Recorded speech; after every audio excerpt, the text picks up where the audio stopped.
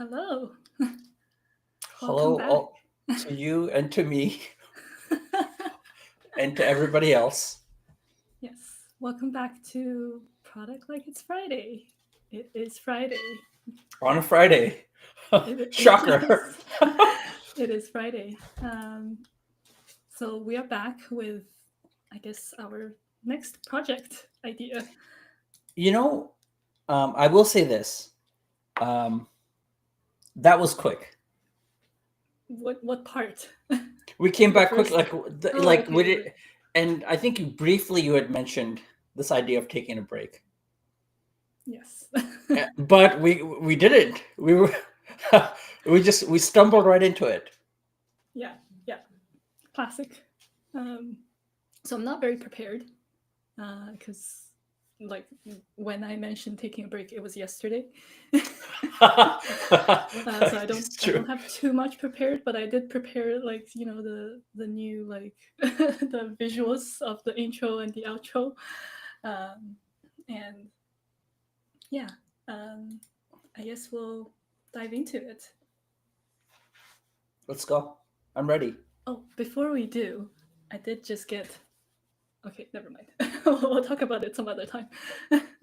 What? Is that how's that allowed? You can't. I felt like you just teased us into some. Okay, but I won't press it. Okay, okay. Uh, we'll leave it Maybe to it your will turn. come up more naturally at some point. Okay, We'll all see. right, no worries. So I guess we only saw it for 10 seconds on what the project name was, which Mm. now I'm like, okay, maybe we should have put that up somehow. How do Uh, we could is the project name on the goodbye screen? it is on the goodbye screen, We could so pull up the we can goodbye screen for a few we can seconds. They can pretend still to hear be us because yes. well we could talk. So feel free. Go ahead. Oh, there's the oh. I Oh, did we're not here set this too. up Yeah, correctly. we're not supposed to be here. This would have been the worst goodbye screen of all time because, at this point, when I say goodbye, I'm already picking my nose. I'm already like doing all these things that you're not supposed to on screen. Clearly, I was the one that set this up. Let's just get rid of ourselves. All right. Yeah. So the next project is codenamed Cocoon. We may or may not call it that. And I was picking an emoji that best represented, and we just happened to keep picking flying insects. Mm. That's just Oh, that's right. that's Yeah, yeah. just how it is now, I guess. I'm a fan of butterflies. Yeah, I like butterflies. Yeah. I think last Friday I had mentioned this idea of echoes. So I just want to address why I Yes, keep please. flip flopping. Um, why did I change my mind about echoes? I think there were two reasons. One is that Cocoon is a bit of a personal project that I've wanted to work on for quite a while, a brainchild, if you will. So I feel a bit protective of it for a while. Um, and so Echoes was like the idea of the week last week, and I was just like, let's throw it out there. It's a simple idea, but after a little bit of reflection, I think like the fact that like I want to work on Cocoon more than anything else, but also like Echoes was like an idea that's highly dependent on adoption, like the whole idea is based on like interactions. And so I feel like there's more dependencies for us to even be able to test it. It has a Yeah, supply demand problem. Like it needs yeah, actually some sort of mass. It's like the Uber yeah, Eats issue where like you have restaurants and you need orders, if you have to fake orders, just so restaurants can fulfill them. yeah. Like the user base is a part of the product, and like I just don't think it's the best thing to be building Okay. as a side project at this point. Maybe one day we'll see. So I guess I'll share a little bit about what Cocoon is, or uh, it's pretty vague. I don't have slides or anything, but Yeah, but I feel like it's enough for you to. Well, you did say that you have something, I so do you're not have some. completely unprepared. I do And have then some B, stuff. and then you have a backstory of sorts. Yeah. So going back to the backstory, which I think is what I titled this episode, maybe. I don't remember. Anyway, where it came from is I had, I guess, struggled with like mental health on and off forever, but especially during I think the couple years surrounding the time that I lost somebody really important to me. Um, and for a while, like it felt like there was no, like I didn't even have the motivation to get help. Um, and I think a big part of that, like looking back at that point in my life, um, like I think just reflecting on like how inaccessible mental health tools are and like mental health professionals are. Um, so I always think of that time when like you just don't even have the motivation to like get any sort of help, whether it's like reaching out to somebody professional or even like checking in with a friend. Um, so that's a big part of why I wanted to work on something in the mental health toolkit space. Um, and that's, I think, a big part of where like the motivation for building a toolkit like that. I'm not going to share my screen just yet, but one of the things that I like to keep in mind of when I'm thinking about this project is just the analogy. I love analogies, as you may or may not know. An analogy I think of is like firefighting, like when there's everything is on fire. Of course, all the firefighters are like rushing to like the biggest fires and like putting out the fires, but then like the small embers are like left to burn and become bigger fires.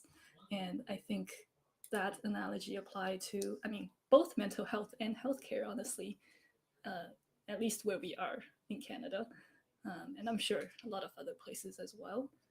It's just like there's just not enough resources to even attend to smaller issues that can then become bigger. Um, Maybe that's a bit too abstract, but do you know what I mean? No, I hear you. Yeah, absolutely. Okay.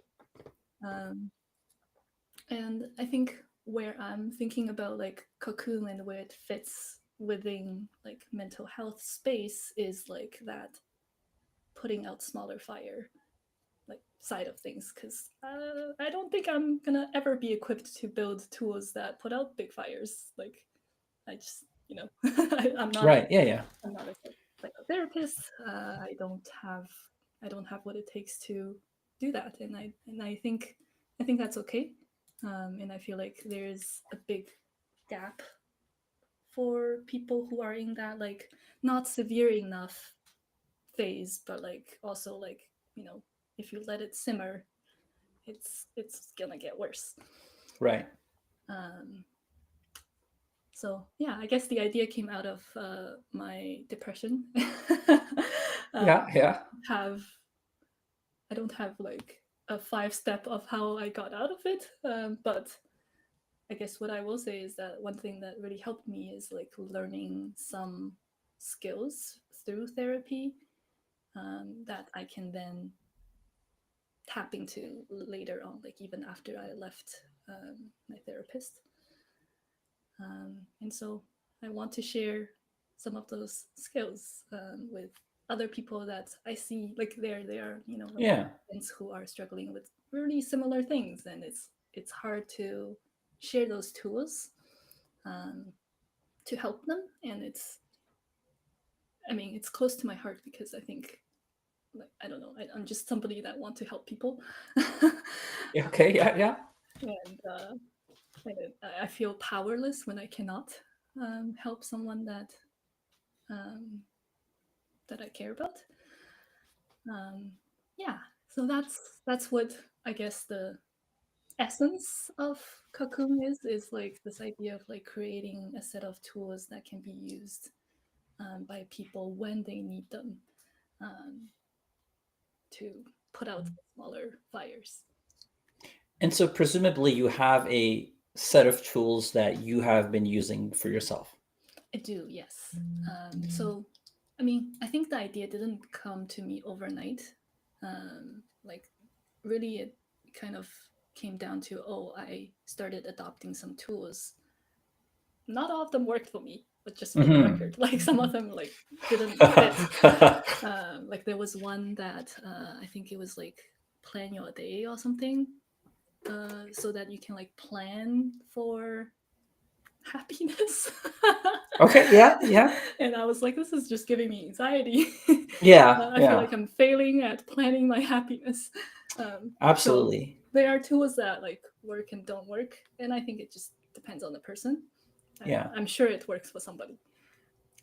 I We mean, had this I chat hope. briefly yesterday where just, yeah, the alignment of tools with people can sometimes be tricky because sometimes when something works for you, because it was such a probably strong personal interaction with a tool set, there's an inclination to think that it's going to work for other people too.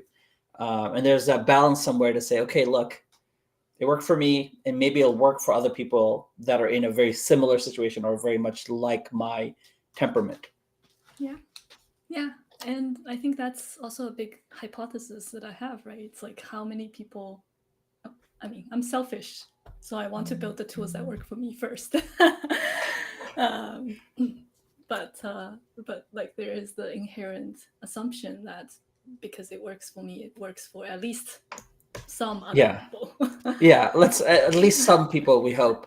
So, how did you go about collecting this tool set over that period of time? Yeah.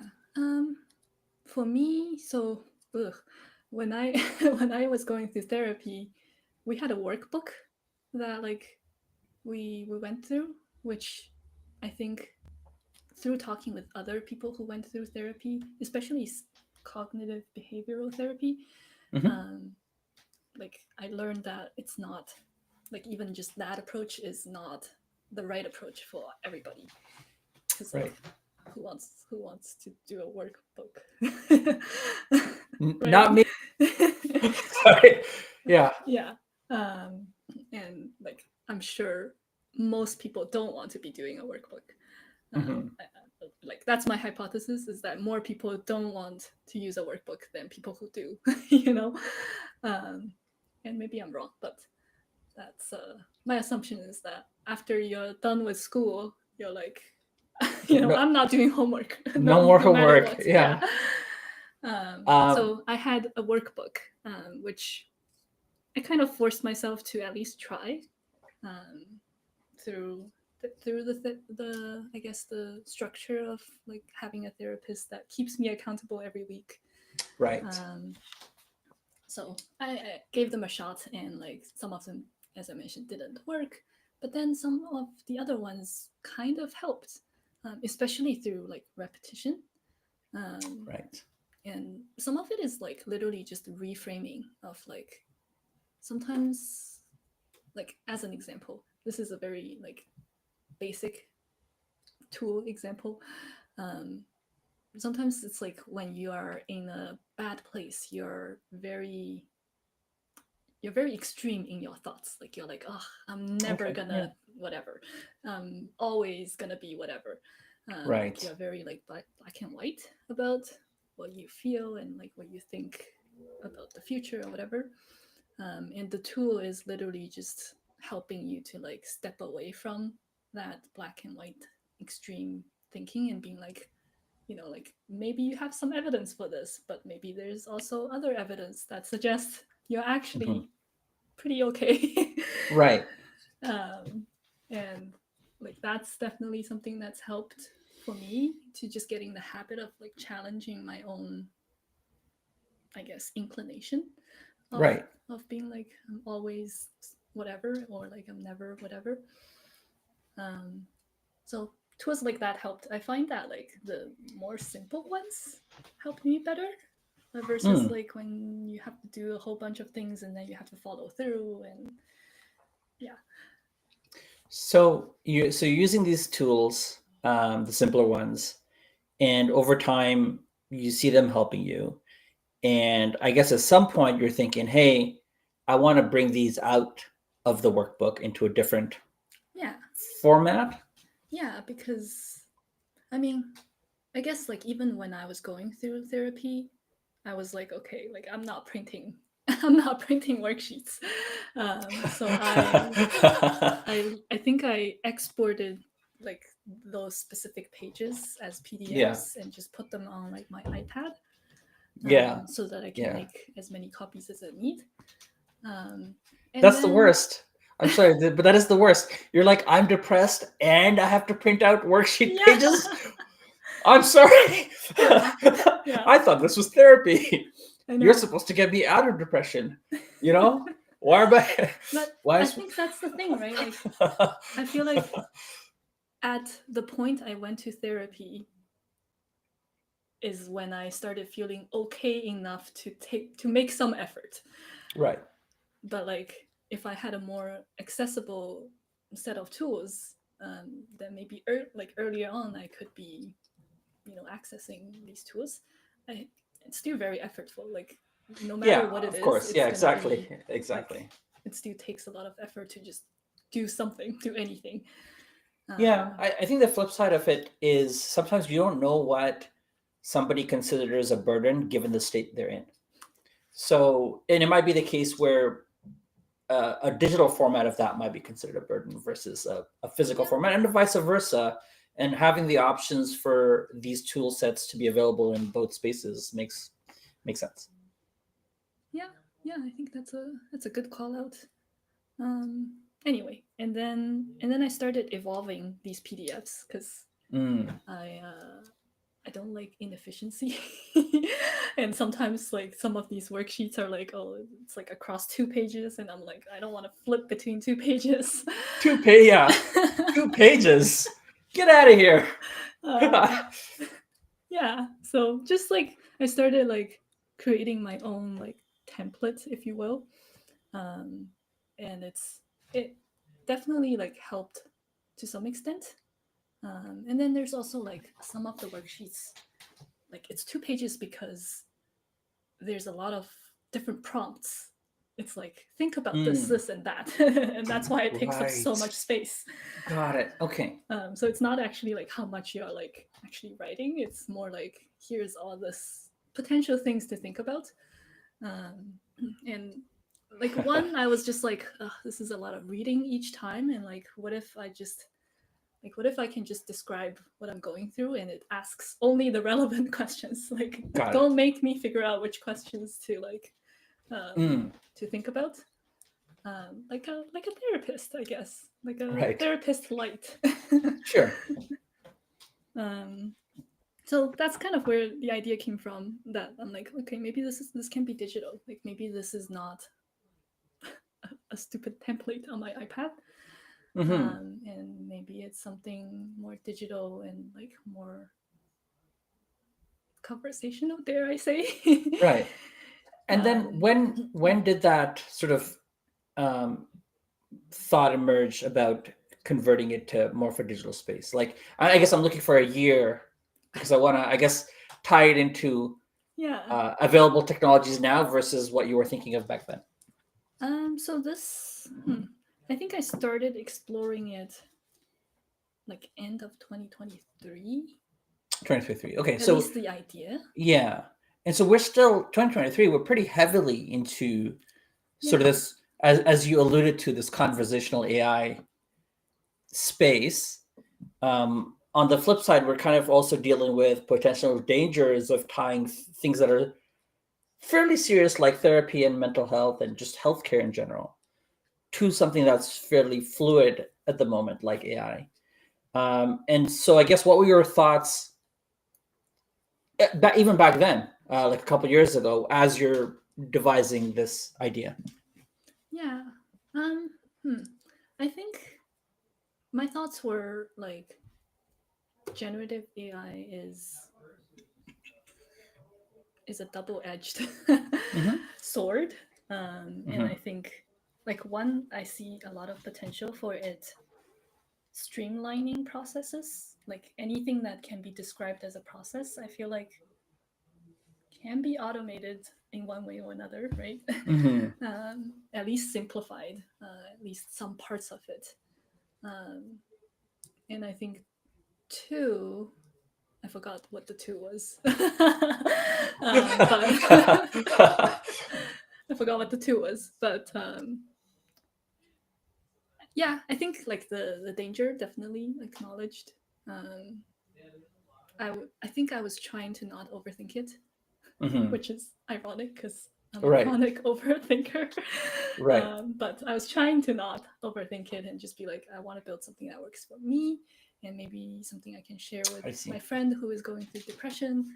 Um, and that was it. I was just like I'm building it for like myself and then like Yeah. maybe one other person. And then I didn't do it. And then you did it. Okay, yeah, sounds familiar. Yeah. That's a likely story.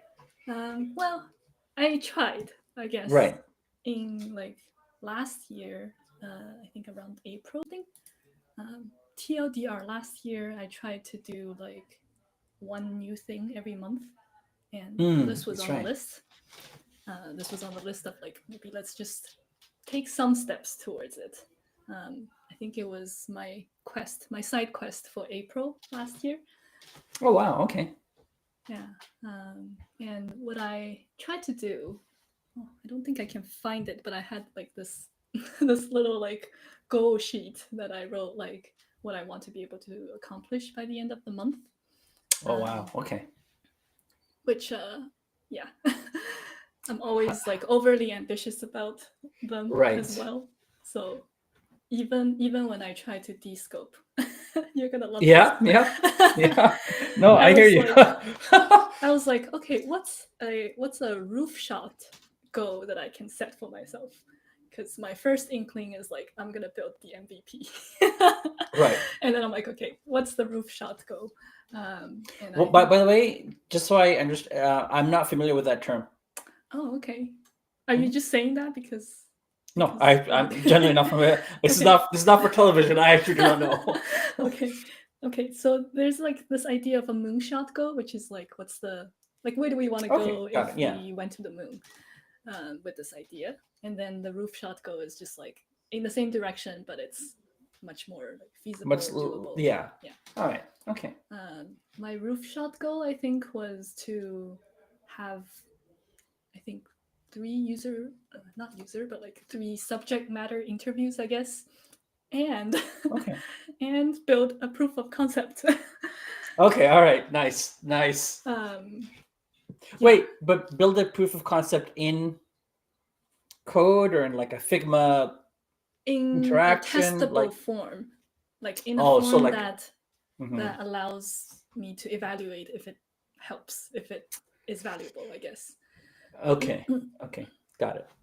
Which Okay. is no, like that's just Now, are you saying it was potentially like bound to fail in a yeah, way? yeah, I think so. I mean, like I honestly tried to descope. That was my descoped version. Yeah. No, I hear you. I hear you. Um, Sometimes I get you know, so I do want to say sometimes that like, oh, one of the skills I have is like descoping. Like I want to treat that as a skill, but I I also think feel it it is. odd. But it's odd to describe it as a skill. You know what I mean? Like I feel like if I tell somebody just randomly, it's like, oh, I can, I can focus on fewer things. They'll be like, okay, congratulations, here's a cake. I You know, mean like that's strategy, right? Like is choosing what not to do. it's one of the I think things that's easy to overlook. The idea, and then obviously you combine folks that have a decent amount of ambition, and it's hard sometimes to say we're going to do less because it doesn't feel like it's enough. And but you never sometimes you don't learn because you're constantly in this cycle of like, like trying to overreach your Yeah. reach, and then but when you're down here it always seems like you could reach it, but when Yeah. you try and do it and then you're just always in that cycle of like, oh. Yeah. Yeah, I thought I was setting a roof shot goal. Turns out I guess Right. I was setting a I don't know, a condo shot go Go. too high. I think sometimes it's even the way I'd like to think about it is what's the next brick? Because now you're not even thinking about the wall or a roof. You're like, hey, I need to throw down a few bricks, and which is why it doesn't seem like enough. It doesn't even seem worthy of like a few bricks. Come on, we could get a wall up in no time. And you think, a few bricks. Why are we focusing on these bricks? It's hard to get investment funding just for a few bricks. True. You know, you need at least a moonshot or a roof shot.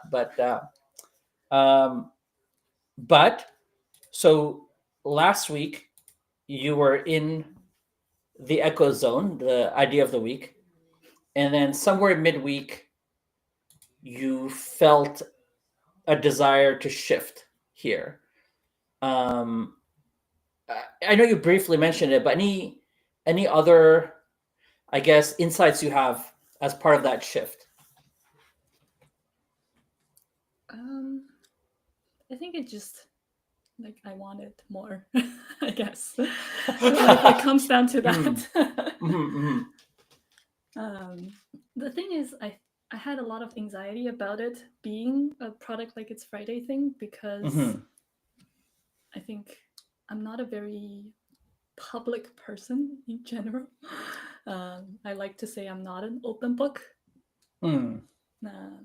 So I think because it's so tied to like a personal experience, yeah, it just was like, oh man, like am I ready for that? Even though like nobody's watching. Yeah, exactly. But it's just kind of like, like I feel anxiety about it being like out there, if you will. Yeah, since you like analogies, the idea is like being under a microscope. You still feel like you're under a microscope, even if nobody's looking through the microscope. It's the feeling of being in the microscopic environment, and that potential that somebody might just come by and they'll see everything. So you're just primed. Yeah, but I think I'm over it. Okay, great. In a couple of days, I think I got over that quick. I'm over it. Well, I don't think it's a couple of days. So we talked. No, I'm just yes, of course, for a while. of course. But I think like what's changed is really just like who cares? Yeah, fair. There's a conflict, I think, and I'm saying this from some insider knowledge, right? And so I'll pose the question, and we'll see how you deal with it. Which is, so you say, okay, look, I'm not a public person, and there's one aspect of that, but then the other aspect is somewhere in your heart you do want this to have eyes on it, right? Because you're saying, hey, I want this to help people, or I want people to connect to this tool set. And aren't these two things in a fair bit of conflict then? Yeah, I think so. I mean, you know me, I'm a very contradictory person. There you go. Okay, all right. Yeah. And so maybe there'll be some kind of resolution at the end of our project cycle to be like, like those things have to come into some kind of synthesis. Yeah. And, and you will have some kind of resolution or the other. Yeah. And I think like over the years, I've gotten better is not a good word, but like I've gotten more, I guess, flexible with like being more of an open book. I don't like. Okay, all right. So the pages are turning. Like people are slowly turning pages. Let's just say, given the analogy. Yeah. Yeah.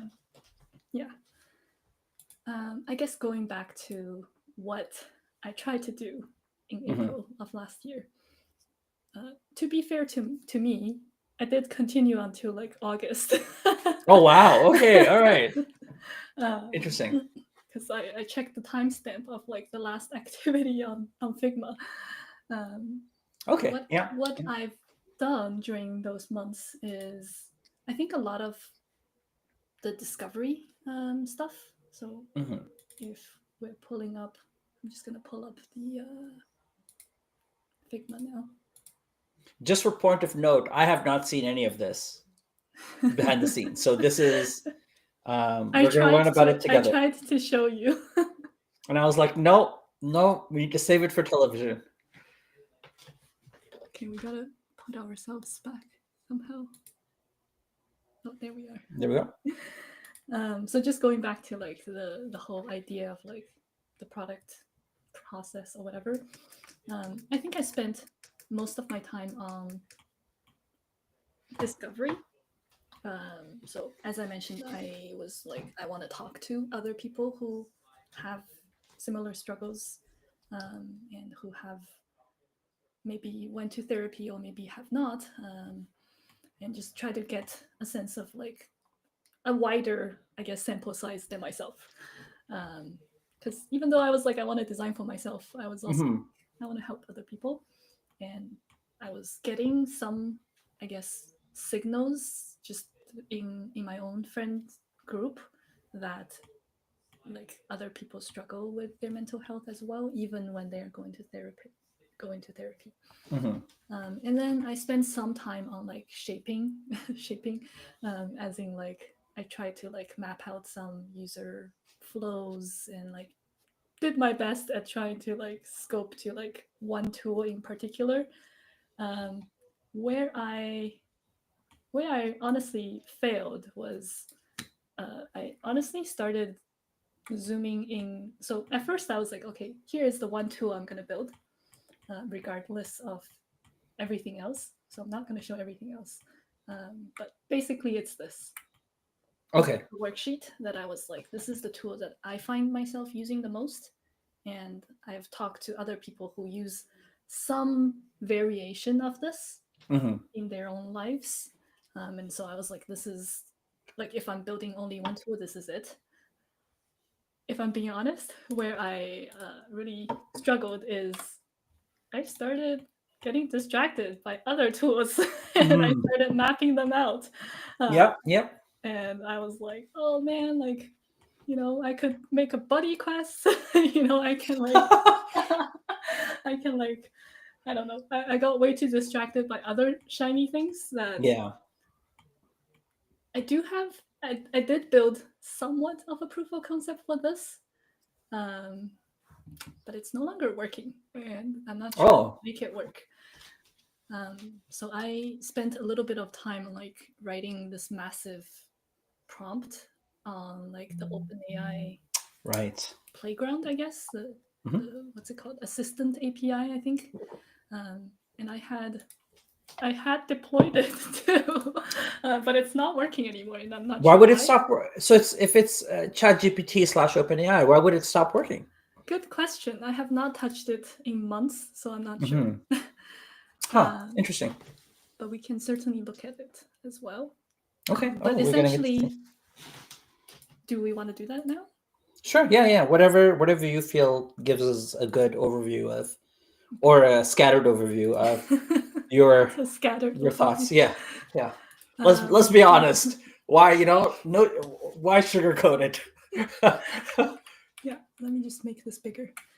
So what I've done back in, I don't know, I guess May, June ish last year is, so a year ago, um, is created like this assistant, um, with this massive like instructions prompt.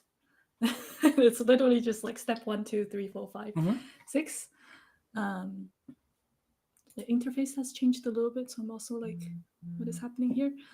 And then I don't know what this is. I don't remember what this is. Are you? Oh, are you going to share it with us now? Oh, am I not sharing? Yeah, I thought you might have thought that you're sharing it, but and I just wanted to double check. We are not.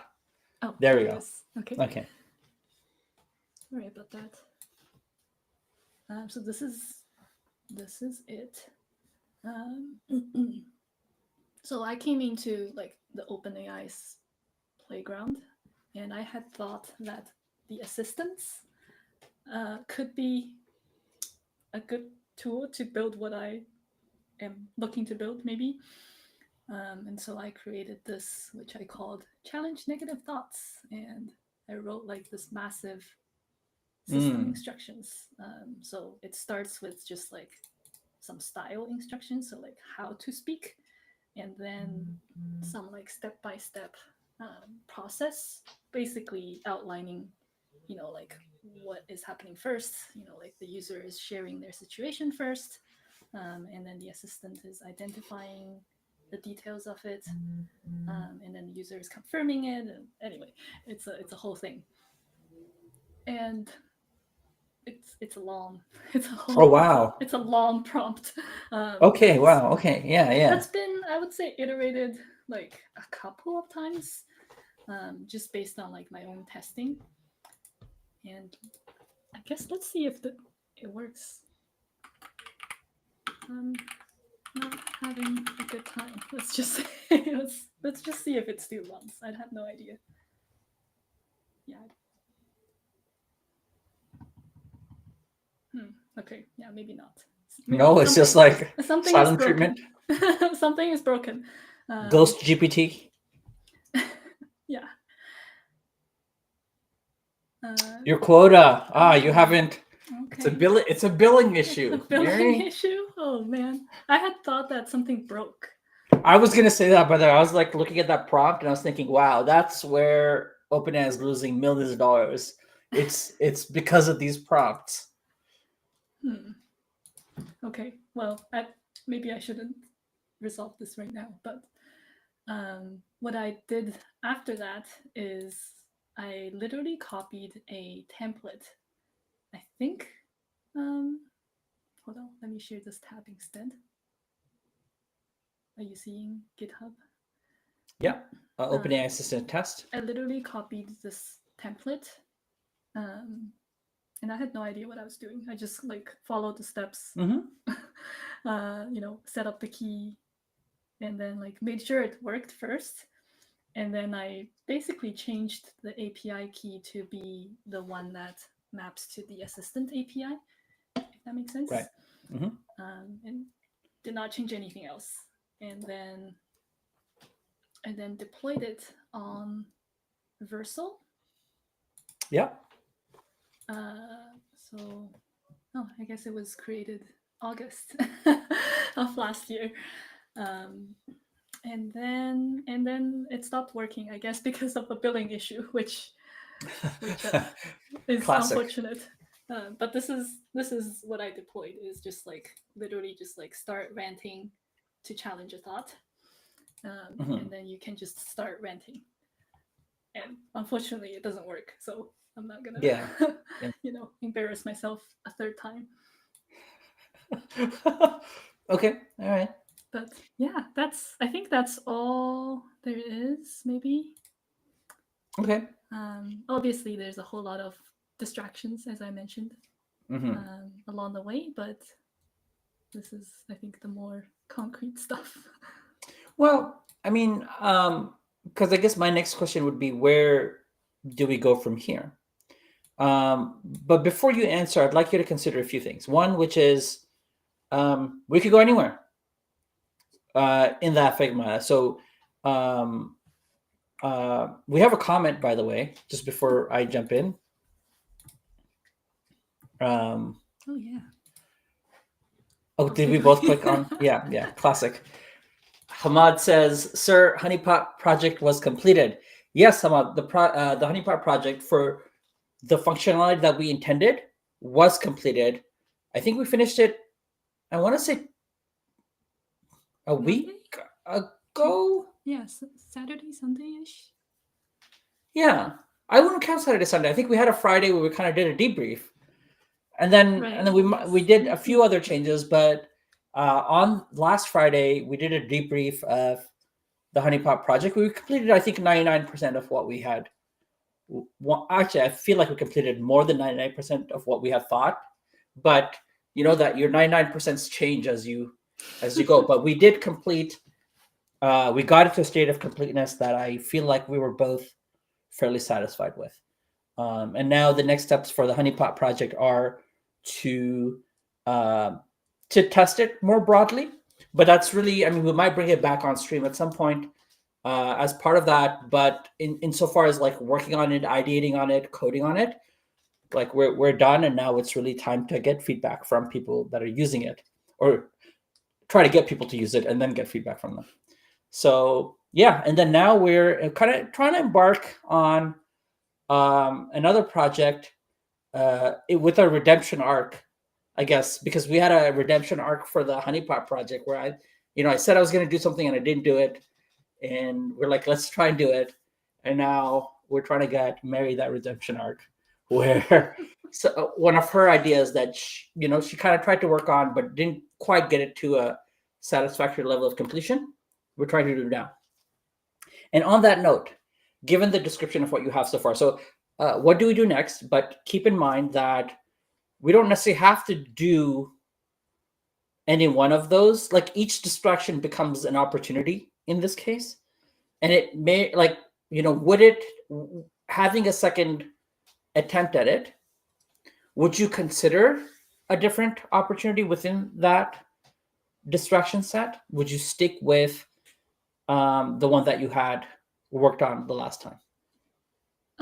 I think I'm open to any of them. Mm-hmm. I'm hoping that because I'm working on it with you, you will prevent me from chasing after the shiny ball. I won't prevent you from shooting the shiny ball, but I will. It'll be a smaller ball. It'll be, it'll be something we can work with, hopefully. Okay, so I do want you to consider that. It doesn't have to be. We can. There is something about kind of reattempting something familiar that you had before, because now you have that knowledge and the experience of having gone through that process, and you're giving yourself some better odds. So I'm not saying we shouldn't do that particular worksheet, but it's also a good opportunity to sort of reconsider. Another thing, which is unrelated to what we do next, but and this might be counterintuitive, and I'd like to get your thoughts on it as well. When you had said, "Oh, you did some user interviews," yeah, my initial thought was, should not have done that, and here's why. Here's what. Yeah, exactly. Did I not say it was counterintuitive? Okay. And it's because I feel like typically when you're building for one, it's helpful not to do that, because even a few interviews are not actually a strong indication of what paths you should pursue, right? Where like it's not enough data, but it's enough distraction. So it's not enough data with enough distraction, and now like versus if you just build for yourself, you're enough distraction just for you, but at least it's like limited than like what maybe other people are thinking. So especially if you're just building for one, it's different. I think if you're like, I need to build a business out of this, and we need to have like money flowing through this as soon as possible, yeah, okay, fine, do your interviews and condense, fine. But if you're building for one and your goal is to get to a product as soon as possible, interviews, in my opinion, are just distractions. Like I have a few ideas for apps I want to build that are for one, like for me. And yeah, I have, deep down inside, I'm like, other people will probably, like, I want other people to use it. But I know if I start involving more people, it will just take me longer to do it. So that's my counterintuitive thought about user interviews. For me, it was more that I think, seeing a bit of a pattern without having to do the interviews. And I wanted to confirm that what I'm seeing is true, I guess. Yeah. But the trap of that is then you start learning other things, and you're like, oh, maybe we should be, like, there's other possible opportunities that emerge, and then they look shiny. They look shinier than those things look shinier than the things you have. And that's the real chain. Like, and I'm very hyper protective of that energy, because it's so easy to dissipate. Where, when you talk about trees, it's like here you have all that energy concentrated, but it dissipates as you sort of go further down the tree, and it becomes harder. This is funny because in this phase, Okay, I'm just gonna show you because. Yeah. Let's look at that tree. Share the tree. Oh man. This is both like something I'm proud of and ashamed of. Great. um, Love it. yeah, so I tried to build a tree in Notion. And note my comment here. This tree is built using 4 linked databases because Okay, yeah. that's just what I do. It's just overdo things sometimes. Honestly, I didn't add too much to it, but I definitely spent way too much time like building the system. That is completely unnecessary given that I only worked on it for 4 months sporadically. Right. And I did add a whole bunch of like opportunities here based on like the interviews synthesis of like, you know, like people saying like they feel paralyzed when they try Got to it. take action, or like anyway, this list is long, which is Okay. I think demonstrate what you're saying about like these are all distractions. It can be. I'm not, it's not always good or bad, but it's like it's about trying to preserve that focus as much as possible, especially if you're working for yourself, right? Versus if they were actual stakeholders, then you should obviously interview them. But if it's more of a casual conversation that allows you to learn about the subject, it has that great potential. Yeah. So clearly, I'm assuming you did that prior to then going into Figma and then kind of outlining what other possible opportunities you have, and then you settled on the I forget what the worksheet was called. The challenge negative thoughts. Yeah. Challenge, yeah, negative thoughts worksheet. So was that the process, or was there something up and down in between?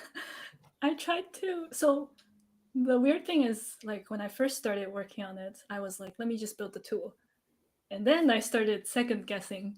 Okay, nice. Okay, it's the right, it's the right thing to do. Yeah. And that's when I started going into like research mode. Got it. Okay. For longer than I am proud of. Okay. So I'm actually not sure how to proceed right now because one, there's a lot there, right? So you have a lot of work that you've already done. I do have a few thoughts, but I'll hold them until you express potential thoughts on what to do next. I think because I already went through the arc of zooming out too much, I think. I'd like to not do that this time around. Okay. Like I think it's still helpful context in the back of my mind, but like I don't think it needs to be the center because, like, as you mentioned a couple of times in the past, like there's only so many things we can be doing. And like if they are opportunities, sure, but like you can only tackle one thing at a time. Realistically. So I'm happy to just choose one tool and focus on that. Okay. I would like to throw a challenge at you, which may or may not conflict with what you're thinking. So obviously, push back or we can debate it, or we can, as you like to say, negotiate it. Yeah, exactly. Me, I don't like negotiating. I want arm wrestling matches. Negotiation. What is that? So I would challenge you to think outside the chat. Because totally open to it. Because I think the chat is actually a crutch, especially these days where it's so attractive, and it becomes like where it becomes so open, so unguided. Unfortunately, where a worksheet is so structured and so guided, and a chat is so open and so unguided. Where okay, fine, you have these prompts, but the openness is deceiving. Even at work sometimes where there've been suggestions made of adding certain like chat interfaces to do specific things, and I'm like, you know what we have for those? Buttons that people click and it does the thing for you, versus having to like type out it doesn't have to be a chat, and it forces you to design the interaction a little bit differently. And I feel like using the negative thought worksheet is absolutely a fine place for us to start. I would then the next step there for me, well, at least from what I'm thinking, would be how do we design an interaction around that? And I don't know what it is. You would know better. You've actually, that was the first time I even glimpsed at that worksheet, so I have zero ideas. And then for me, it would be to spend some time, like even maybe once you share the Figma with me, if that's okay, then for me to review some of the The mess. distractions and yeah, review the scattered thoughts and see what emerges from that. And we might decide to go one way or the other. But in the meanwhile, I feel like you have enough experience with the whole thing to either pick something different if you want, but if you did want to continue with this, the negative thought worksheet is to design an interaction around it. Yeah, I agree. I think the chat was more. I don't know why I picked chat, honestly. It was approachable to you. Like it's a OpenAI kind of really hammers through their marketing on like how amazing these things are, and they're pretty amazing. Don't get me wrong, and it was probably the most accessible way for you to build it, honestly. Yeah. One of the tools, the buddy quest, I Mhm. did start mocking up like a non-chat. Oh, are you I willing guess to share? a user interface. Let me see if I can find it.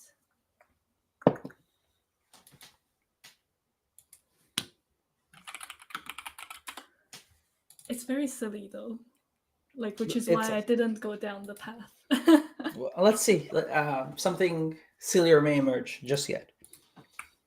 Also, on a side note, I noticed that you're titled on YouTube this video "Season 2, Episode 6," but technically it's Season 2, Episode 1 Oh no! because because you don't. I don't know if you watch TV shows in the Oh past, no! Mary.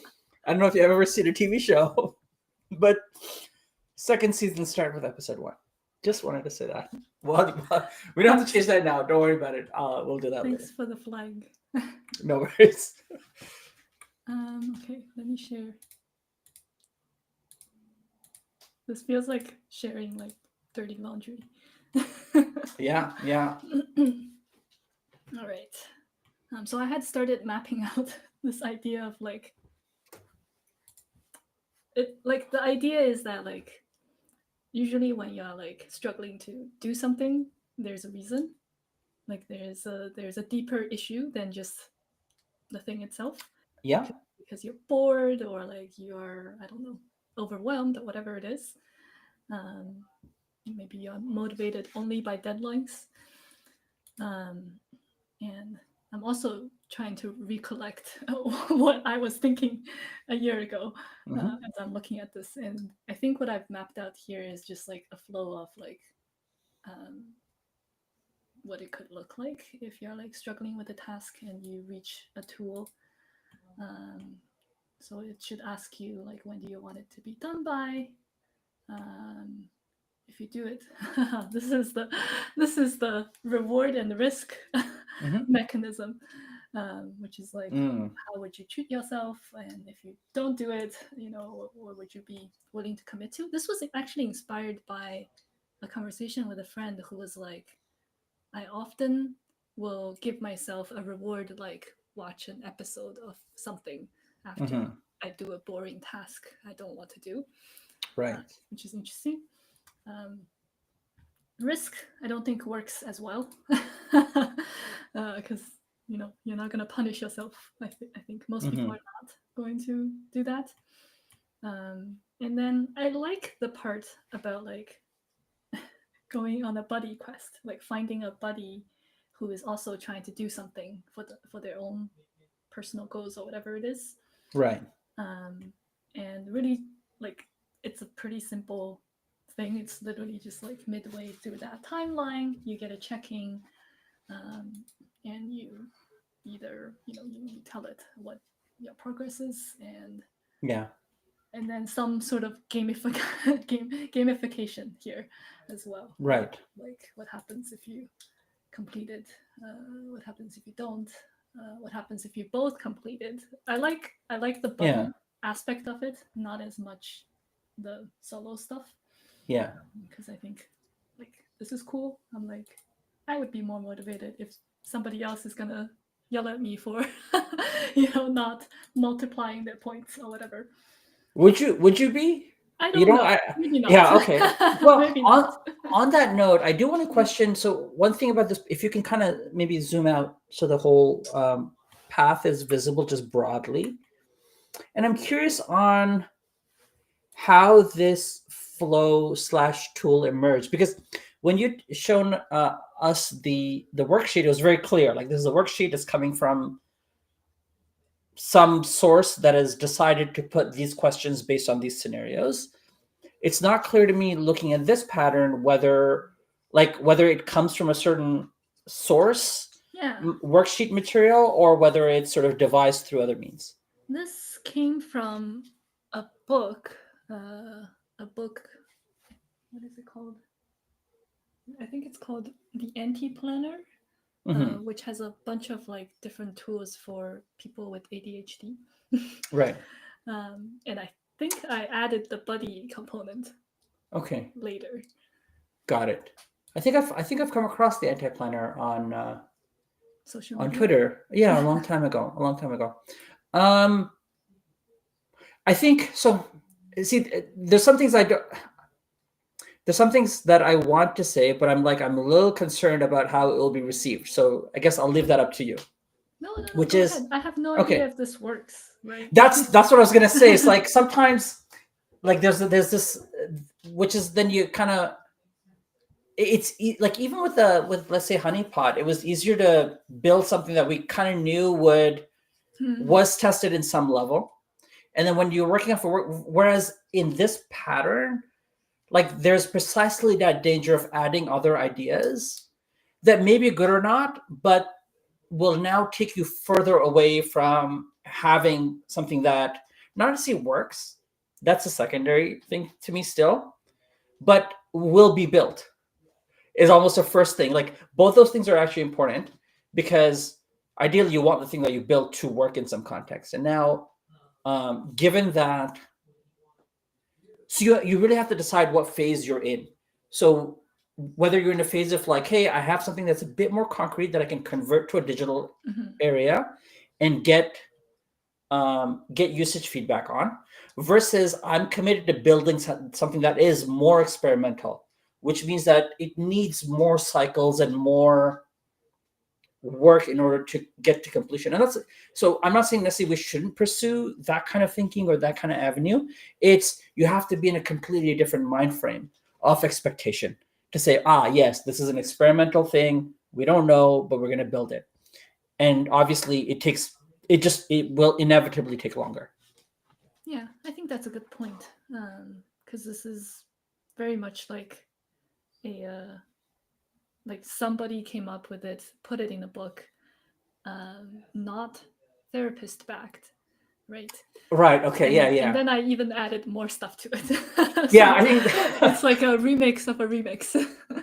And for me, I think the thing being therapist backed or not has its concerns for sure. But even beyond that, for me, like my mindset is usually, we took something out of a book and then we removed things from it and we built it, versus we added things to it. And again, I don't want to sound discouraging about like not adding your own ideas. But even even in the honeypot process, my initial thing was restrict. And then as we started building, we learned so much about it. And then the ideas that emerged after, the ideas that emerged in discussion were decent. They were not bad. And some of them made it in the way, but definitely the ideas that emerged in building were so much more like relevant. Like our discussions around them, the back and forth, both agreements and disagreements, all had a heightened value because it seems so much closer. And versus like when you're in a process of ideating without a structure that you could still work on, it's hard to then say, is this useful or not? Again, don't want to discourage the ideation part because it's fun. The reason you do it, the reason you get distracted sometimes, because it's appealing. even if it's not fun sometimes. You don't think? I think Like, sometimes, but mhm. other times it's avoiding doing the thing doing the thing that you True. That's committed to. yeah. It's both those things for sure, or variations of like different levels of those things.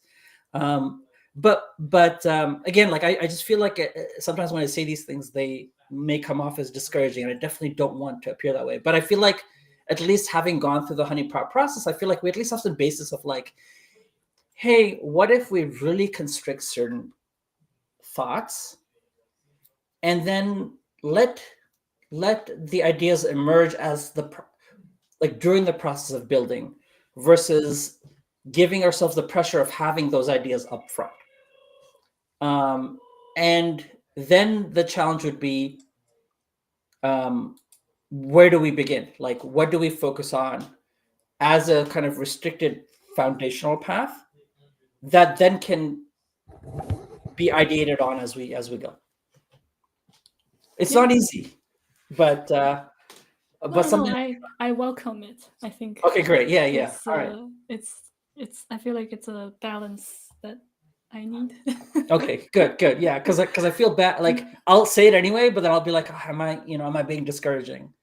And I want to be very clear about that. Is like the idea is to be targeted at first, so that we can think broadly later. Yeah, I think that makes sense. How do you feel about, I guess, the challenging negative thoughts piece as a I starting point?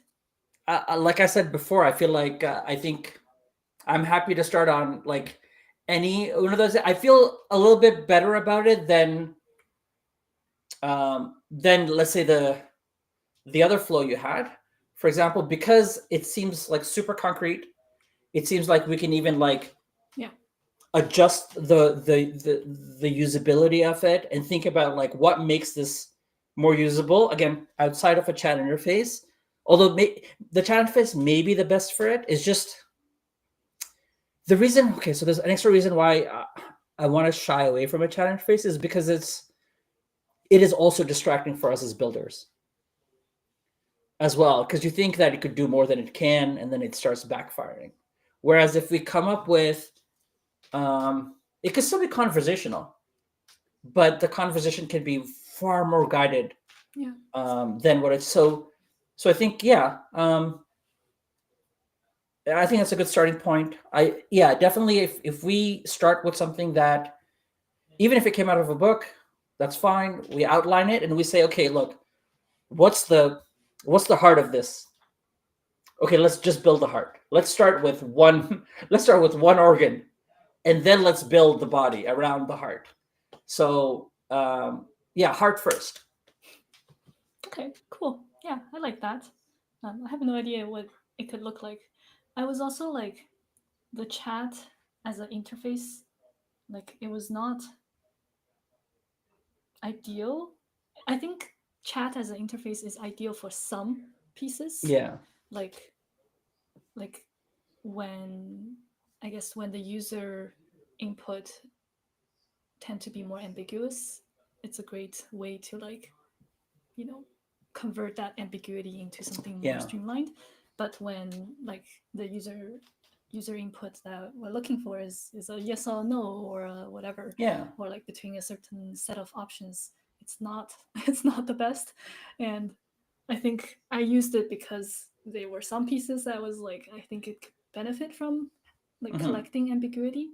But it's definitely, like, I guess, TLDR of my experience testing that proof of concept is that it's useful if you know how to use it, like if you know what to yeah. How to say. manipulate it? Yeah, yeah. Absolutely, absolutely. Otherwise it goes off the rails. Okay. So what I will kind of serve back to you or return, I feel like you just served, like we're playing ping pong, you just served, and I'm kind of returning the thought, which is I would like you to think of AI as an invisible resource in your user experience. So when we put it in a chat interface, it becomes the main interface. Yeah. And there's ways to consider, like, okay, how do we manipulate ambiguity using AI in the background? So it's not like you're necessarily dealing with a chat interface as a user. You're dealing with some interface that's going to guide you through some process. And in the background, it may or may not use AI at any given step in order to determine how we get to the next step. And I think that's what AI is actually very good at, which is if I just give you a certain thought or idea, for it to then categorize that idea and based on the category, see what next. Because I think earlier you're describing, hey, this is a very sort of restricted worksheet I'm dealing with, and the next question may or may not be relevant. And determining that, AI can be fairly helpful. And so if you treat AI as a background thing that helps guide the interface to the next stage, then I think that might give you enough to reimagine what any given worksheet might look like. Yeah, I think that's a good framework to think about. And the other thing is it kind of keeps us within that already determined framework of the tool that we're trying to mimic versus trying to broaden the tool, because AI will naturally broaden it and you don't know where you'll end up at the end. Where our goal, I think it'd be nicer if our goal is, hey, how do we stay within the limits of this worksheet for its heart? Like we want to stay, like what's the heart of this worksheet? How do we reshape it without extending it too much? And that way, then we're serving the purpose of that worksheet while using AI in some way or the other to guide us. Yeah. I'm just thinking about next steps. Because I got, funny enough, this is like the one tool that I did not attempt to not draw, but like map out a user flow. Even though I think like there are pieces that I'm like, okay, like for example, like identifying emotions feel like something that should not be so freeform. Like maybe it's a set of emotions, right? So I'm thinking like maybe the next step is to like just start mapping that out and seeing, like identifying which touch points can benefit from like collecting ambiguous input. Okay. Yeah.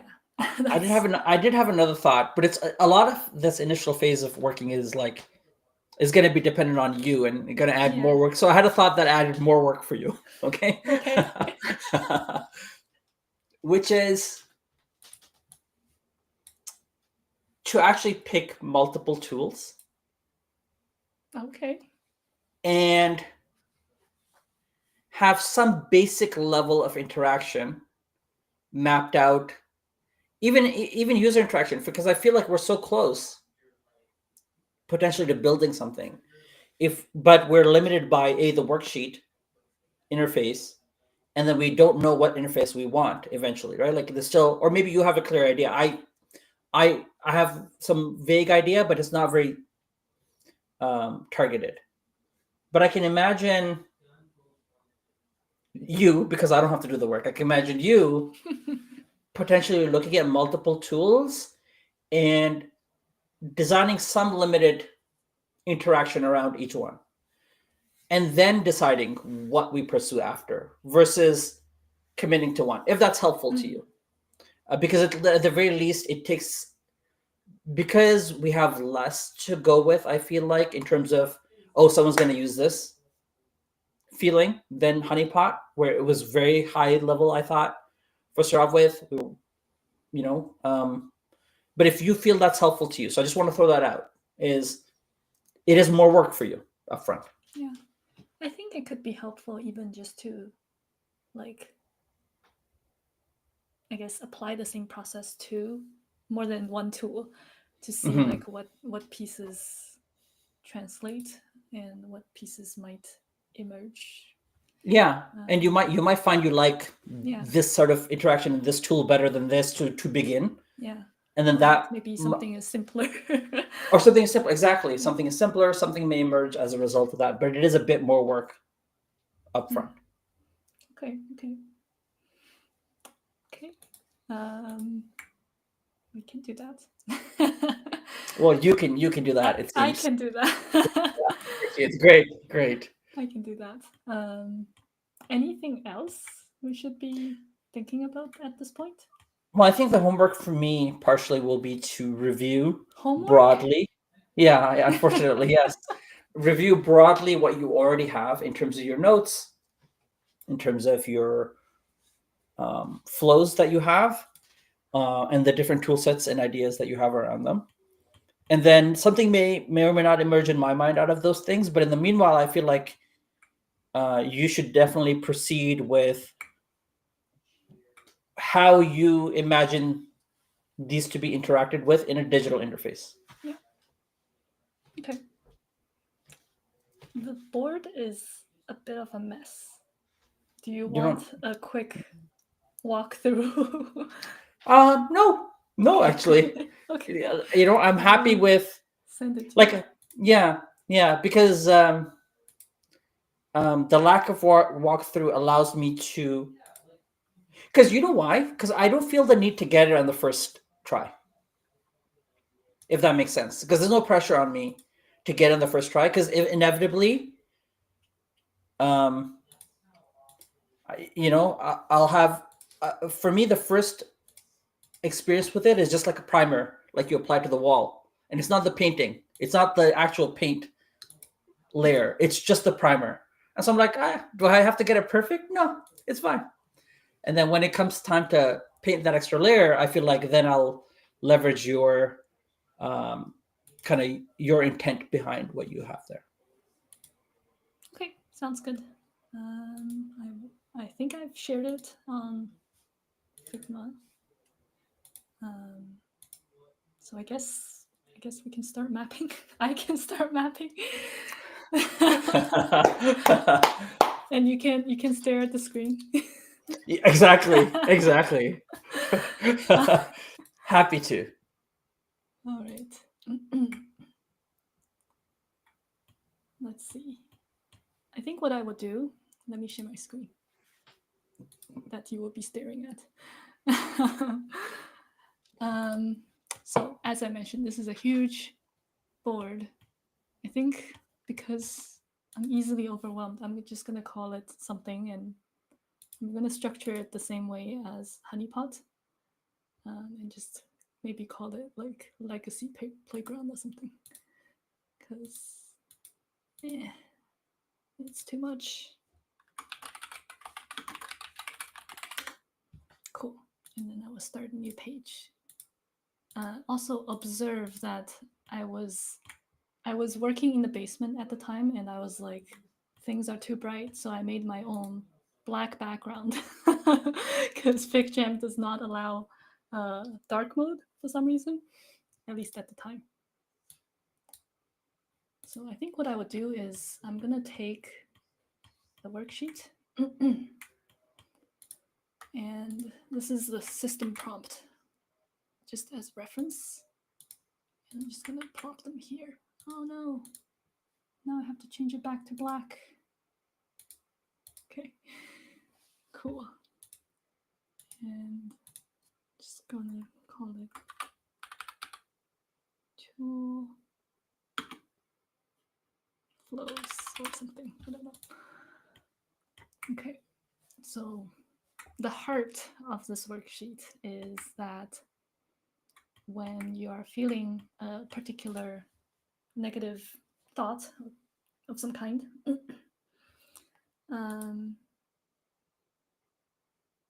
actually, I can just read this.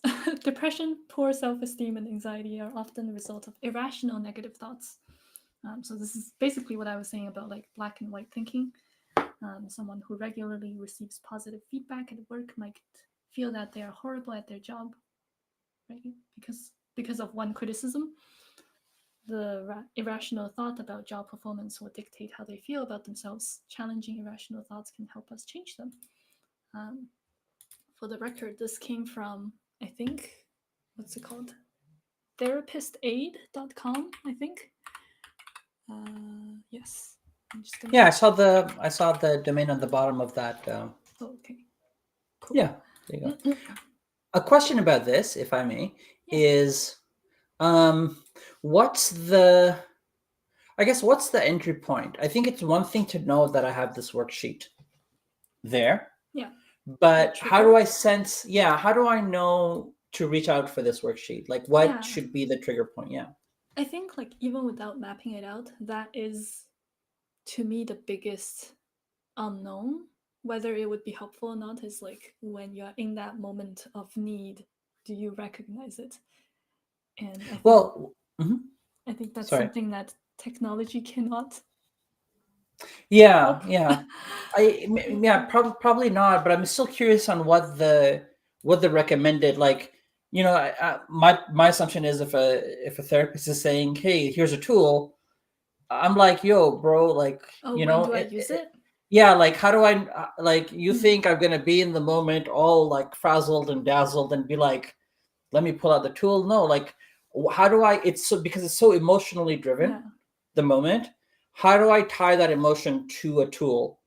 And I'd want to know that Yeah. like how do I know to take a step towards I any think given tool? I think at first it will be really difficult, no matter what the tool is, whether it's a worksheet or a digital tool, because like you are essentially trying to train your brain to identify triggers that go, oh, I'm doing that thing, or like I'm having one of those moments that I'm like being too hard on myself or whatever it is. So it's awareness that you have a negative thought that is irrational. Irrational. And I think that's the part that I don't know. I'm not sure how to get people in the habit of like being more self-aware of their own mental states. Because honestly, like most of us are just like muddling through um, until something like really bad happens. I feel that way anyway. Speak for yourself, man. Okay. I'm just Okay. kidding. I'm just sorry. I apologize. I'm just kidding. um, I mean, was there a last time that you caught yourself having a negative thought? About myself, like I it, It doesn't happen. no, it's not that it doesn't happen. I think even when I'm looking at the situation, like might feel that they're horrible at their job because of one criticism. I mean, it may have happened maybe earlier in my career. I'm not. I don't think, but that was a long time ago. I think at some point, and we might talk about this separately, which might not emerge as a tool set necessarily, but I think we already discussed the idea of confidence and how you sort of like what or how or like how does it get applied or how do you leverage or why you have a certain level of confidence versus another. And as someone who's been told that I give off the appearance of high confidence, um, which you may or may not disagree with. Actually, I don't, but I've definitely been told that in the past, and maybe I worked on that in a subconscious way, and I do think there's some things that allow me to behave in the way that I do, and so maybe we could discuss that later. Okay. Yeah, definitely. Okay, But so just this just is just definitely more so of a tool for me than you. no, let's not think about it that way. But just so I get an understanding of, because you didn't disagree or agree when I said, hey, people have said I give the appearance of confidence. Yes. And would you agree with that?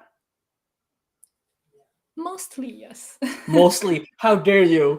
How dare you? What? I mean, okay. what? I don't like absolutes, so Yeah, yeah. absolutely. No, I like that. It was funny. It was good. But how dare you also? We'll dig into that later for sure. But let's Okay. continue. Okay, so they become aware of an irrational negative thought. I'm just gonna give an example because I find it hard to like think too abstractly in this case. So maybe it's I'm never gonna be good enough. The classic, the classic, not good enough narrative for whatever it is, and then because they are aware, they then should be reaching for this tool, however, whatever format it is. And then this tool, I'm just gonna add another role so that it's like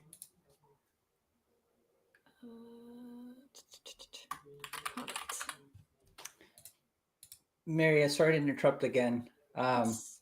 But I had another diverging idea that I want to throw out there with the caveat that I do not think we should pursue it immediately. Okay. And the idea is thrown out for your judgment and assessment. But especially when we're talking about this idea of entry point of how we reach out to a tool, the thought that emerged for me was, oh, what if you just journal, you come to place just a journal, and then our friend AI is able to assess based on, so you're not even saying I need help, you're not saying I'm coming in order to use a tool, but the entry point is purely journal, versus like a chat interface. You're kind of you're not journaling, you're there in order to get a certain response.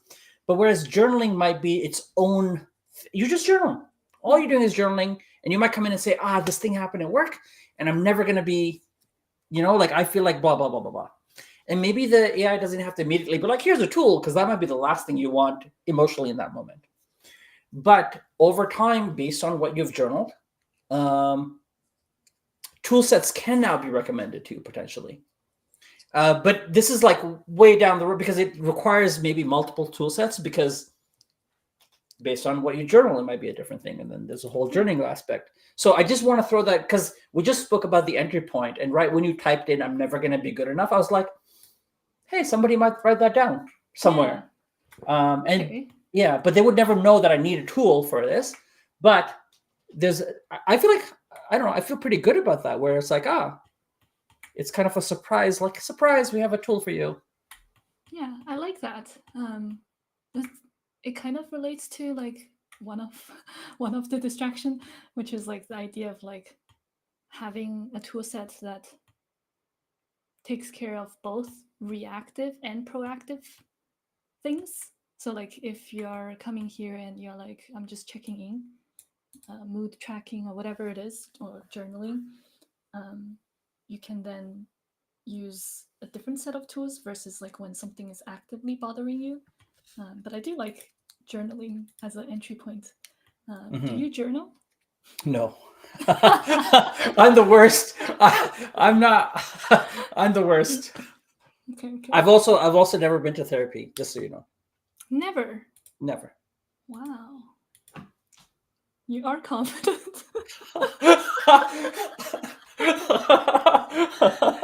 the percentage of like my assessments has gone up. Oh wow. All right. That's fascinating. So you would have, based on your interactions with me otherwise, you would have thought, oh, maybe this person's been to at least one session. You're saying, because your reaction was, oh, not even once? Yeah. Okay. Yeah. I mean, I don't know. I feel like people should go to therapy. In general. We'll talk about this. We'll talk about this off stream. Okay, cool. Okay. I do like that thought. Okay. Maybe let me put it somewhere here. Like, because then it becomes like the product becomes aware of an irrational thought. Exactly. Yeah. Interesting. I mean, maybe it's both, right? Like. Yeah, because the entry point is fluid, and definitely something that catches, like something that doesn't necessarily enforce you to pursue a path or not, but is over time can become aware of certain patterns, because as long as they're documented in this way, where like it's fairly clear, it says here, oh, one criticism made you feel this way, right? Yeah. And if you were in the habit of journaling, then now we have a potential of extracting certain like certain traits of yours and becoming a mirror, like a journal that becomes a mirror. Yeah, I do journal most of the time. Okay, yeah. I do it in the morning, and it's always like free flow, like just whatever comes out. Okay. I don't give myself like, this is what you're gonna reflect on today. Mm, I don't do that. I know some people do, like especially those who are more productivity minded, I think, like more like weekly reflection, so like looking ahead or whatever it is. For me, it's perfect for this use case. Honestly, it's just like whatever comes up, rise to the yeah. top. And what I actually find interesting about that, side tangent, completely side tangent, Yeah. but maybe it's relevant, Yeah. is that like when I was journaling the most, I tried to spend time every, I don't know, couple months to like look back on what I Right. wrote about. And like sometimes I'm like, oh, I see a pattern here. Yeah. And that's pretty neat. And then I think the other thing is like, the other thing about journaling, at least semi regularly, is that like if something is bothering you, it will come up over and over and over, Right. like day after day. And then because it's coming up every day, you can't ignore it anymore. And like, Yeah. because it just feels too it feels too shitty. It's like, oh, why am I not doing anything about this thing that keeps coming up?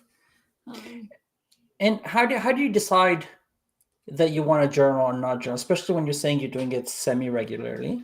If like how do you know when to reach out to that sort of journaling space? um, for me, I think it's a priority thing. Like Mm-hmm. it's, for some time I try to do it every morning, regardless of what the rest of my day looks like. I struggled with giving myself the flexibility to skip here and there, because Right. like when I skip, I'm like, oh man, like I fucked up. Yeah. Yeah. Ugh. Yeah. So I struggled with like finding that balance of like having some flexibility but also some consistency. um, I think we talked about this a couple of times in the past as well. um, right now it's like whenever I feel like there is a lot on my mind, Mm-hmm. then I will try to make a point to like prioritize it, Right. which right now is not very it's not high on the priority at the Yeah. moment. Yeah. But I do like something that you had on on the Figma board when you took us back to the proactive and reactive sort of um, journey, where you had kind of mood tracking, and I think I might have also mentioned it before when we were talking about the general tool set, uh, and I was sort of throwing some tools at you as well, where this like mood tracking in a sense of like very basic, which was, and this is from the book Management 3.0, which has a bunch of tools largely around like work related businessy, not businessy, but like people management ish things. Professional, interpersonal. Yeah, but I think a lot of that applies to the personal as well. And like, just like the mood tracking thing, applies broadly. Like it's not just your mood at work necessarily, it's just your mood in wherever you are. And work is a huge part of a lot of people's lives, one way or another. So it's going to impact your mood. Um, that was in there as well. And Interesting. I would not have guessed that it would be in a, I guess, a more professional oriented. yeah, so but because I don't even view those tools necessarily as professional, although they can be used in a professional context. I just view them broadly as like a self um, discovery or self-assessment kind of Okay. uh, tool set. But mood tracking wasn't it. I'm probably going to go back and look at what What it says, its yeah. interface was, because I think they also had kind of an interface. And I know there's other tools that kind of trigger this idea of like, hey, it's 5 o'clock today. How did you feel about the day? And you're not necessarily like journaling broadly. You are maybe just selecting an emoji that gives the sense of your mood for that day. And then over time, over 30 days, over a month, you kind of have this like mood tracker that, Yeah. has your relevant. Yeah. I Have think that you as a tool would be interesting as well. have you Sorry, go ever ahead. tried a mood tracker? No. I'm gonna guess no. I, You're like I this is for other people. This is for weak people. no. Oh my god. No. It's yeah, why not? Also, but not that I'm not weak. I think weakness and strength are just so contextual as well. Where I am strong or appear strong in some cases, I'm weak in is you haven't seen that, maybe, you know what I mean, or I haven't expressed that as much. But definitely, for example, if I was to, you know, if I needed to lift 300 pounds, I would be weak. You know what I mean? Immediately, and I'm like, oh, I'm so weak. Hey, that's actually true. I remember sharing with you that I tried to lift something and I couldn't, and I was weak. So, um, but yeah, so weakness and strength are really just so contextual anyway. Fun idea that Hmm. may or may not be relevant. One thing that this is my other mental health idea, which was literally just like, um, okay, let me reset. This year, I started doing this thing where I have like this little like fishbowl, and I every day I'm putting like one bead into it, like one colored bead. I'm using like these. Have you heard of fuse beads? No. side side tangent number, I don't know how many. But there are these beads that like you can like create pixel art with, by like Okay. putting an iron on it essentially. So like they are just beads that you can like fuse them together with heat.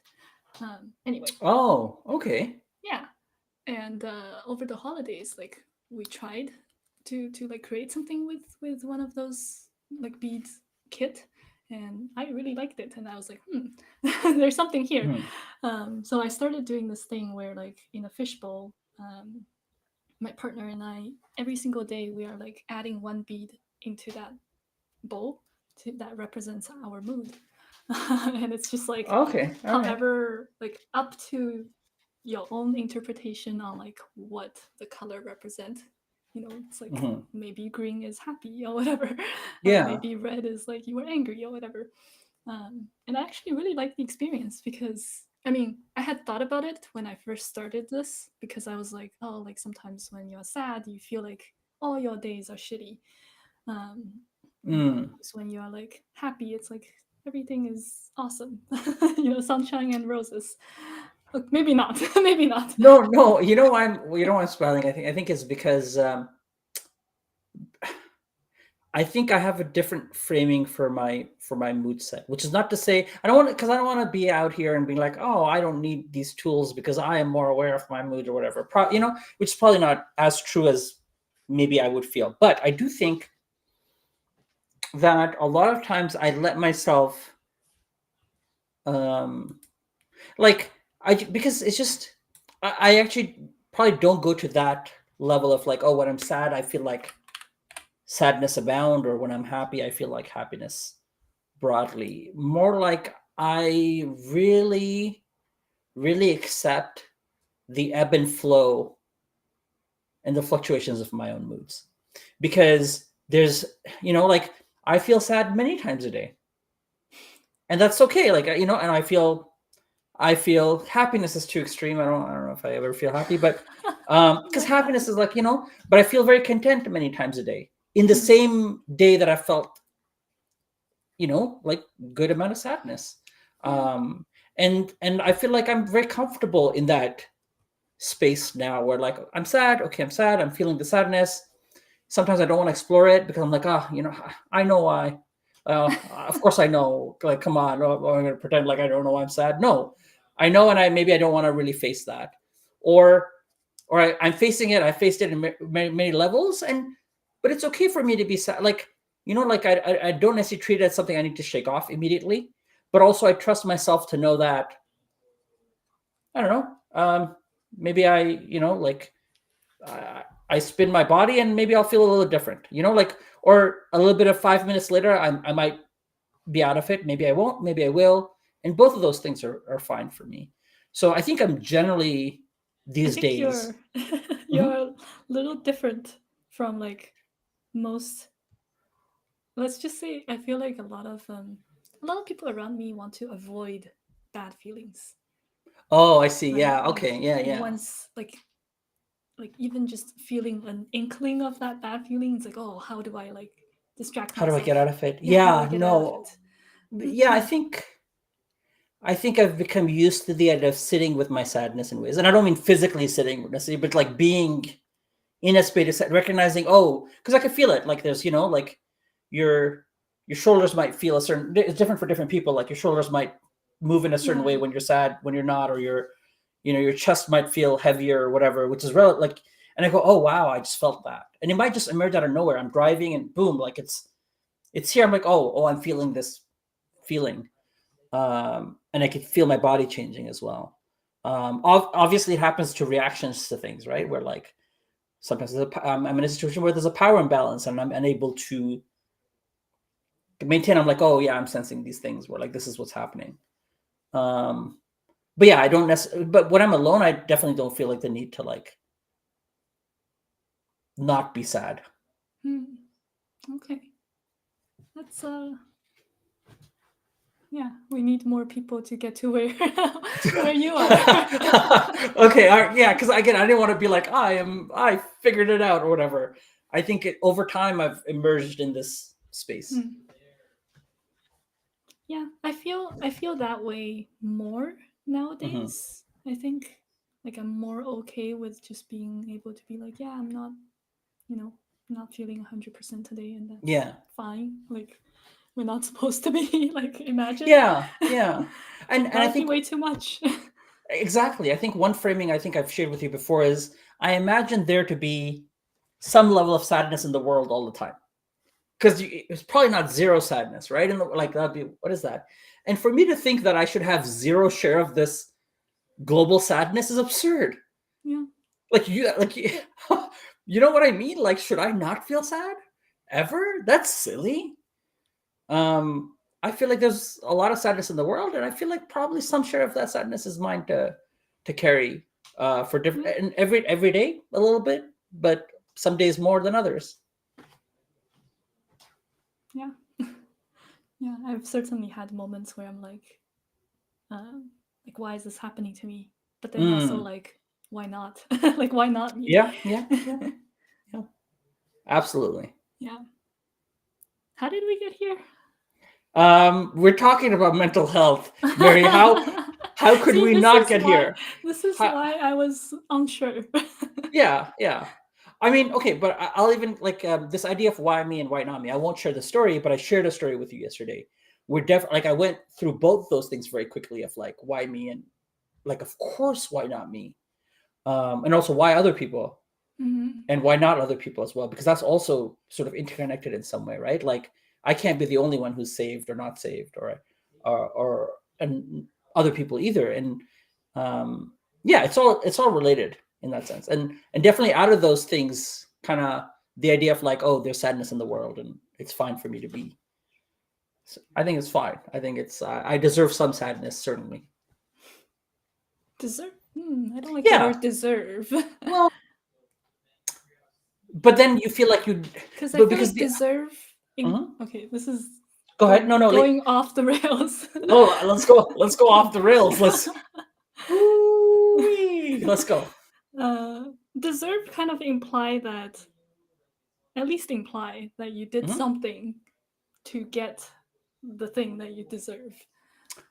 Like Maybe there's a that's true. causation relationship. Okay, but I also maybe that is true. And so what? Like, I'm obviously not perfect in my interactions with, like, I've hurt people. I've been hurt. Like, so should none of that ever in the balance of things ever come back to this? Maybe, maybe not. But I actually don't even mean deserve in that context. What I mean is like more like, if there's a cake and everyone kind of deserves an equal share of that cake. Okay. You deserve it, really? Did you? Not that you worked for it or didn't. It's the idea that there is this much cake and these many people, and each person kind of deserves their share. Is the context, I think. Maybe there's a better word for that for sure, but that's the context of deserve I'm using. Not like action reaction, but more like there's this much sadness in the world, and I have a share. Definitely, the idea is like, no sadness would be absurd. Like I said before, it's not like I deserve no sadness, right? Like,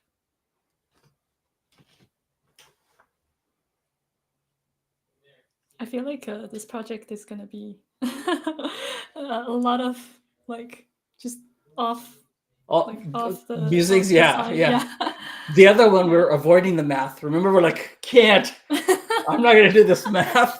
And here we have to like, lead into our feelings. What is that? Ugh. Oh man, you wanted this. Yeah. What? I asked you what you wanted to work on. So actually, you wanted this. How dare you? Okay. Nice You try. agreed to this. You agreed Absolutely. to this. Absolutely. Absolutely. Okay. I own that. All right. Okay, where were we? Where were we? Yeah. Okay, Yeah. the product becomes aware, or the user becomes aware. Yeah. Either way, they open the product. And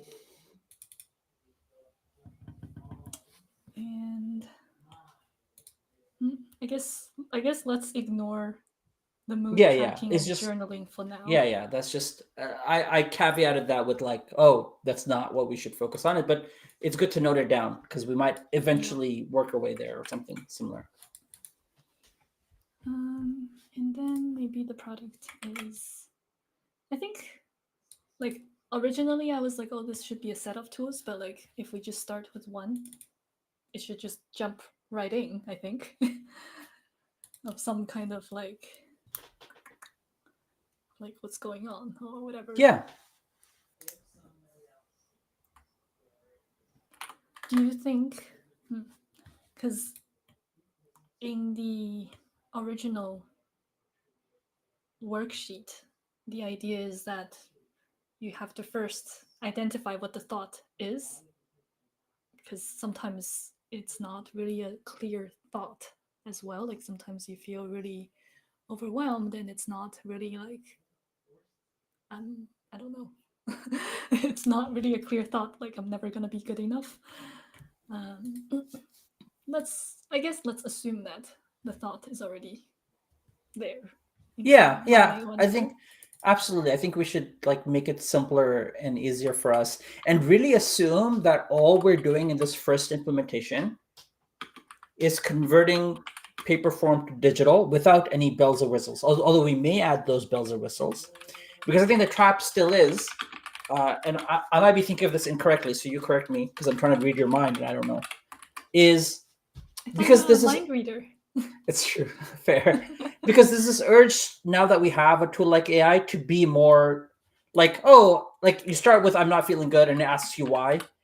I think the paper would never do that, right? But we have this amazing tool that can do that, and I think we should ignore the presence of that tool and say, how do we convert the paper into some, like almost assume at this initial stage for certain assumptions that we make that you were building this product 7 years ago, not today.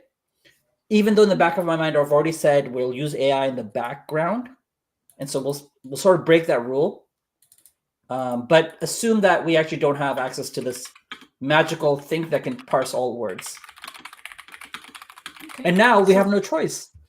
If we had to build it 7 years ago, you're not even thinking about it possibly of starting a step earlier. We're forced here. Yeah, I think that's, yeah. I'm gonna add just like an asterisk to anything that I feel like can down the line use some sort of like AI processing. Okay, so input the thought, so whatever the thought is, and then basically, I mean, it's pretty pretty straightforward at this point.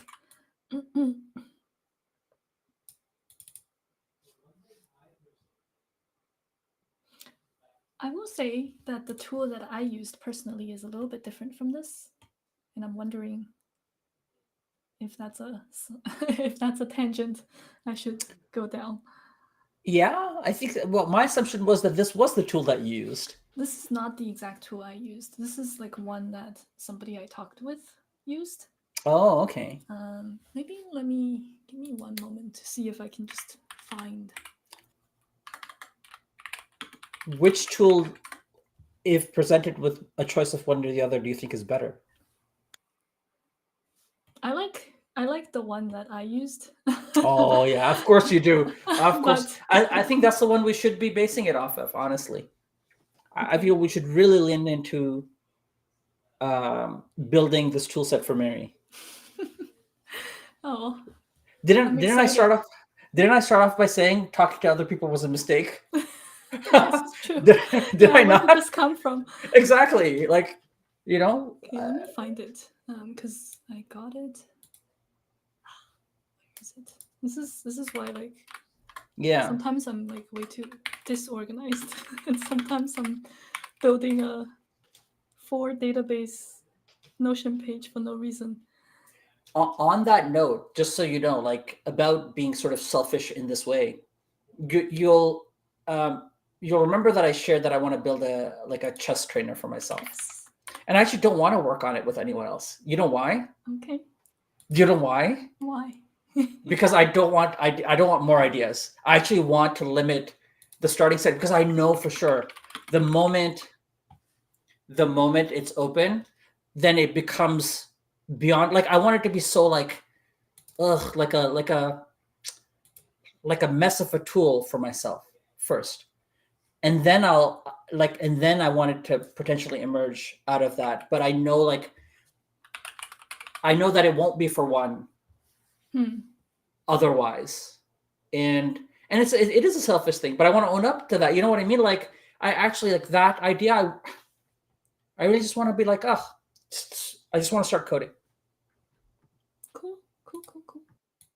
Thoughts on that? I think it makes sense. I mean, like, I feel like you. This is gonna sound very insecure, but I feel like you have more, I guess, ability to execute what's in your mind than I do. Interesting. Debatable, but okay. That highly debatable. Yeah. I think it's different facets too, right? So I think the thing that I'm specifically thinking of is so analysis dependent. First, like there's a lot of like I need to process all my games and store all the data, and like a lot of that work is not, like it emerges differently. Versus, I feel like while I might, so that I have the ability to execute, but I actually don't have the ability to execute any of the interface flows that you do. Like I think we talk about like because you made a very generic statement about the ability to execute than you do, but we work in very like tangential, but like different fields. And I absolutely think you have the ability to execute in the thing that like I think I have the yeah. ability to ideate, but not like getting to that place where an idea becomes more than an idea, I guess. Well, but that's because of the limitation of like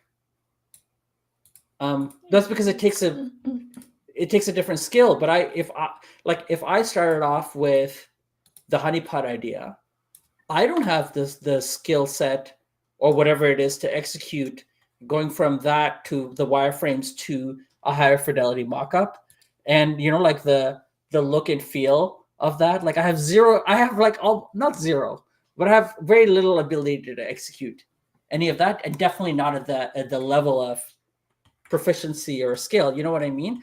I just happen to be lucky as a programmer because the interactive You parts make it is what sound I. like you Mhm. were born as a programmer.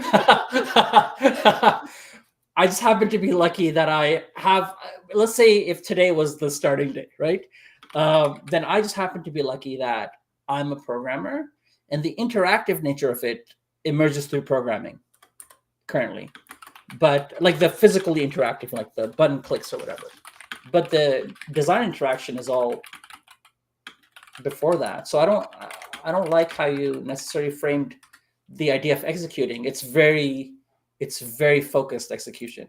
That's like telling a goalkeeper, you know, like that's like telling a striker they don't like they have the ability to execute goals, but you don't expect that of a goalkeeper. You know what I mean? Like they're gonna the goalkeeper's job is to prevent the goals from happening, not creating them.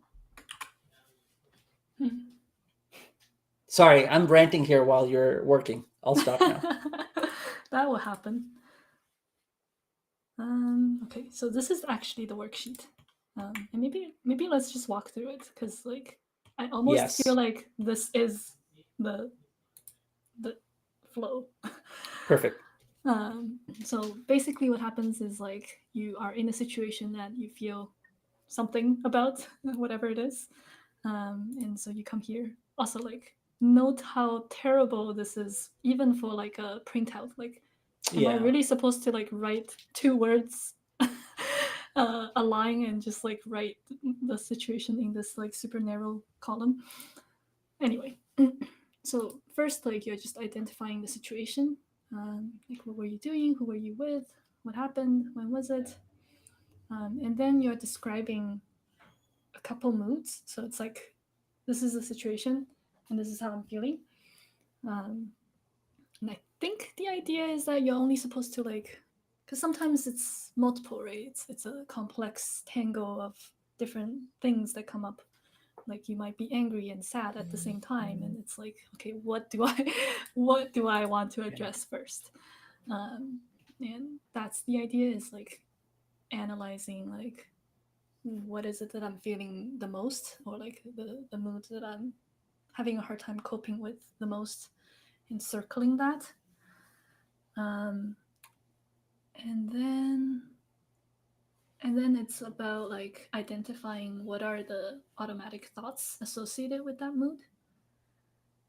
So it's like what was going on through my mind just before I started feeling this way, any memories or images that come up. Um, and then you circle like the thought that's like, the book calls it the hot thought. I don't know why, but Mm-hmm. I guess it goes with my fire analogy. Weirdly, totally unintentional. Right. But Mm. you have a hot thought that you want to put out. So you're circling it, and you're basically, first you look for evidence that supports it. So if it's, I'm never going to be good enough, you first actually find evidence that supports, I'm not going to be good enough. But the idea is that you should only write factual evidence. So if it comes from work, for example, you can be like, oh, I made a mistake or whatever. I should not be making mistakes because I'm a Right. 10 Okay. year, I have however many years of experience. I should not be Yeah. making mistakes. Yes. Arguably, Absolutely. I guess that part is not a fact.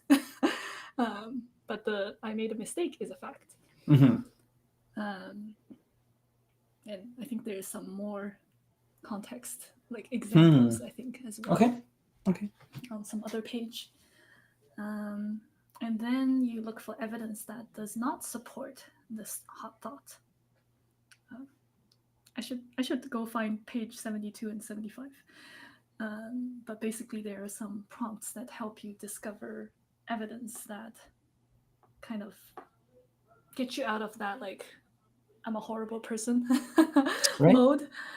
And you find evidence like, I'm a pretty good friend, or I don't know, I cook or whatever it is, that counter the hot thought. Mm-hmm. Um, And then the end goal is not to like change, or like the end goal is to not take away the bad feeling and the bad thought. It's to have a more balanced view on the situation. Got it.